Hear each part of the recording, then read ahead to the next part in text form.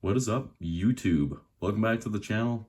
In today's video, I'm going to be doing a video that I haven't done in quite a while, but it's going to be a recent game pickups video that I've gotten over the past few months. Some of these games I picked up probably back in August. It's been quite a while since I've done one of these videos, but as you can see, we got quite a range of different games from the DS even, and then the Switch, PS4, PS5. So without further ado, let's get into this video. So starting things off, we have Metroid Prime Hunters. So this game is for the Nintendo DS. I saw it at the pawn shop one weekend and just decided to pick it up because it looked like it was interesting. I mean, it's DS graphics on a first-person shooter, so I haven't even played it yet, but it'll be interesting to see if it's actually any good. From what I saw online, people were saying it's actually a really, really good handheld first-person shooter, which, I mean, for the Nintendo DS, that's pretty amazing if it ends up actually being a good game. So if you guys have played Metroid Prime Hunters, you'll have to let me know down below. But this game is one that I'm looking forward to playing relatively soon here, get into it a little bit, because I love the Metroid games, as you guys know if you've been around for a little while. I absolutely love the Metroid games, Metroid Prime series, everything to do with Metroid. So when I saw this game for a decent deal at the pawn shop, I just had to pick it up. So that is Metroid Prime Hunters. Now let's get into some of the Switch games. Pokemon Let's Go Eevee. I decided to pick this game up because I noticed it was on sale online. So I decided to pick it up because it seems like Pokemon games only go up in value.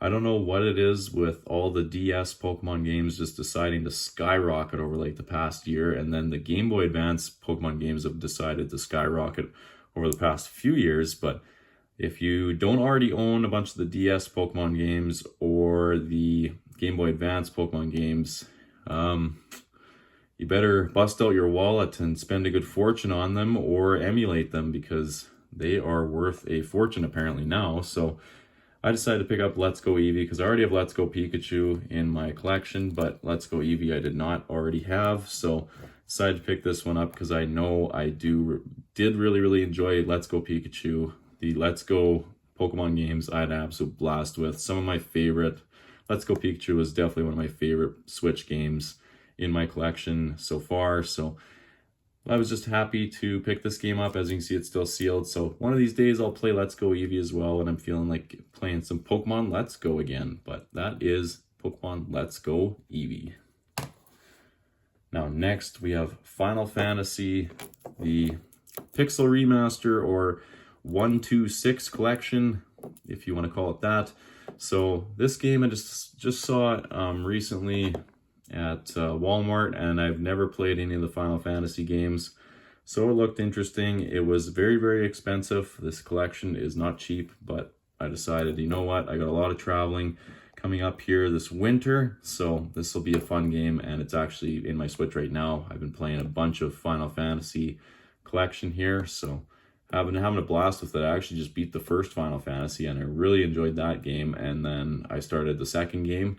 Second game I'm not enjoying as much as the first game, but anyways, hopefully it'll get better as I get through it. But yeah, I've kind of heard that I think the 4th, 5th, and 6th games are all really good too, but kind of heard some mixed things or seen some mixed things online about the second game. So definitely not enjoying it as much as I did the first game. But this is the Final Fantasy collection. Once I get through all these games, I would definitely love to make a video on the Final Fantasy collection as a whole, so you guys can look forward to that in the future. Now next, we have Mario and Luigi Brothership. This game I actually pre-ordered, and I ended up getting this, let's see if I can grab it here, this slip right here. So it's a reversible slip cover, which is pretty cool. So I pre-ordered the game. I got that slip cover, which is pretty cool to have just as a little collectible, I guess. And but yeah, Mario and Luigi, the Mario and Luigi RPG series has been one of my favorite for years. I played Superstar Saga way back on the Game Boy Advance, and then Partners in Time I still have for the DS. Bowser's Inside Story was an incredible game as well. They honestly have never missed. I've seen a few mixed reviews on this game though. But once I actually get into it, I'll see if those reviews are justified or not, but I love the Mario and Luigi series, so I can't see it being a bad game, but until I actually play it, I guess we'll see. But the Mario and Luigi series I just love, and I can't wait to get into Mario and Luigi Brothership.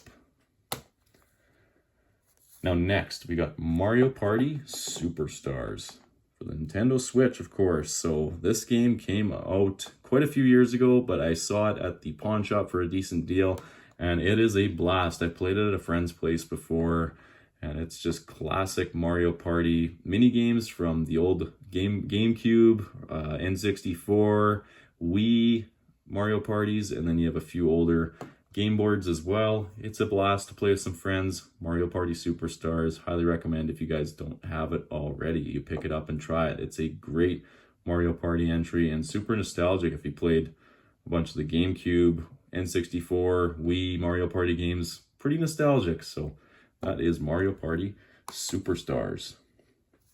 Now we're getting into the PlayStation games here. So we got Batman Arkham Knight to start things off. So this game is the third in the Batman Arkham trilogy by Rocksteady, and I haven't played it yet, but I just released a video on Arkham Asylum, and I absolutely love that game. That was my first time playing Arkham Asylum. The only one of the trilogy that I've played is Arkham City, but prior to playing Arkham Asylum, so now I've played both of those games, but I want to revisit Arkham City before playing Arkham Knight, but super excited to play this game eventually in the future.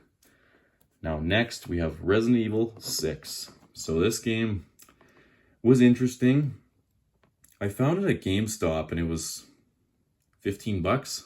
It wasn't very expensive, so I decided to pick it up. It was one of the few Resident Evil games that I didn't already have in my collection, so I decided to pick it up. It's kind of similar to Resident Evil 5 in the fact that you can play co-op campaign and you have a partner with you throughout the entire campaign. Even if you don't play co-op, you have like a computer partner with you the whole time. So I played through Leon's campaign and your partner is Helena, and Leon's campaign is pretty good. Leon is just a awesome character. I really like Resident Evil 4 remake, as you guys know if you've been around for a while, and then Resident Evil 2. Leon's my favorite character so far in the Resident Evil series.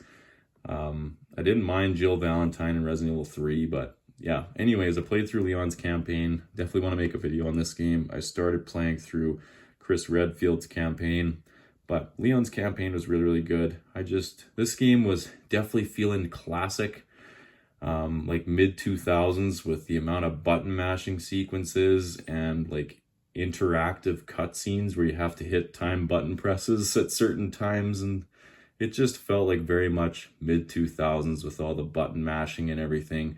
But that doesn't mean it's a bad game. It was just different. It was definitely action heavy, not so much survival horror like Resident Evil 2, Resident Evil 3, and even Resident Evil 4 was kind of like an action survival horror. But this game is still good. I'll do a video on it relatively soon and give you guys my full thoughts on the game, but that is Resident Evil 6, the PS4 version. So next we have a bunch of PS5 games, a few new ones actually. So Dragon Ball Z Kakarot, the PS5 version. I haven't played this game yet, and I've never actually played it before. So when I saw it at GameStop for only 20 bucks, I decided to pick it up. I figured that wasn't too bad of a deal, and it's supposed to be a fairly good Dragon Ball Z game, so we'll see when I get into it. But I'm kind of Dragon Ball gamed out, if you would say. I played a whole pile of Sparking Zero since it came out, so it's gonna be a little while till I touch this game, but that is Dragon Ball Z Kakarot for the PS5. Now next we got Call of Duty Black Ops 6. Alright, so I just wanted to do a quick little voiceover here because I recorded this video about 2 weeks ago, and then I've just been really busy and haven't gotten around to editing it. So in that time, I've played a little bit more Black Ops 6, and now I have a little bit more of an opinion about it. And I can say multiplayer is quite frustrating at certain times. I might make a full-fledged video on Black Ops 6 at some point, but you'll hear me say like things like, oh, it looks like Activision is finally listening to the fans because they brought back classic prestige system. But really they aren't. They're still just all about cash grabbing from their store and microtransactions. And then there's been rumors of them using AI for a lot of stuff, which is just sucks. I mean, they're a super rich company, like trillion or billion-dollar company or whatever it is, and using AI to develop stuff instead of real people. It just takes out the personal touch on things, and it really does feel like a soulless game. Campaign though, quite good. I haven't quite finished it yet, but the campaign pretty solid. Zombies pretty solid. Multiplayer hit and miss. I might do a full video on it because not everything's bad about it, but it's just like this will probably be I'll probably take a break from Call of Duty after this game if things don't get better, because that's what I did after Modern Warfare 2019. I just said, you know what, I don't like this anymore. The microtransactions are getting too much. It just doesn't feel right. And then I quit for a few years, and Modern Warfare 2019 was the last Call of Duty I played. So anyways, I'll let the video roll out here, and you guys can hear my original commentary here. All right, I'm signing out. See you guys later. So this game, of course, just came out recently. And honestly, not a bad Call of Duty. Been playing through the campaign a little bit. Not terrible. The multiplayer I've been enjoying with some buddies, so that's been fun. I did pre-order it and ended up getting this steel bookcase as well. That's kind of interesting how they used to do that in the special editions. You get a steel bookcase, but now it's a pre-order bonus. You get a sealed steel book, which I just thought was interesting. So anyways, pre-order bonus, kind of cool, but also kind of strange because usually that used to be a special edition thing, but now it's pre-order bonus. So Black Ops 6, not too bad. Call of Duty has kind of sort of listened to the fans a little bit. They finally brought back a classic prestige system where you hit level 55, then you reset, and then you have your 10 prestiges. So that feels nice. That feels like classic Call of Duty. Finally, they're listening to the fans after not listening to them for so long, Activision. But anyways, I could rant about that for forever. I've been a Call of Duty fan for a long time, but I kind of got out of it a little bit with Modern Warfare, the new Modern Warfare. I played a pile of Call of Duty 4, Modern Warfare 2, Black Ops 2, Modern Warfare 3, the original Black Ops. Those were kind of the heydays of Call of Duty, the best times to be a COD fan.